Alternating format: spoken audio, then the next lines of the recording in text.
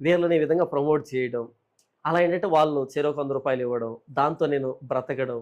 ఆహ్, అది దానికోసమే ఇదంతా చెప్పాను తప్ప, ఆ వ్యక్తి మీద వ్యక్తిగత కక్ష నాకు లేదు. ఓకే. లేదు.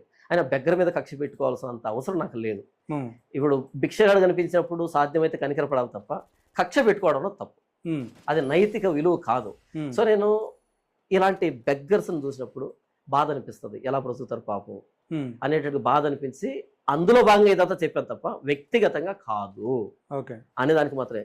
మీరు చూడండి, గతంలో ఆ వ్యక్తి వీడియో మాట్లాడాడు. నాకు రూ. 100 ఇస్తారని. హ్మ్. కాబట్టి నేను దానికి న్యాయం చేశానని అనుకుంటున్నాను. అంతే. సూపర్ అండి. ఆ. ఎట్లయితేనే వాళ్ళిద్దరి దగ్గర జీతం చేసుకుని పనిచేస్తున్నటువంటి మీకు ఇంకా నాకు ఇవ్వలేదు ఫస్ట్ పేమెంట్ కూడా.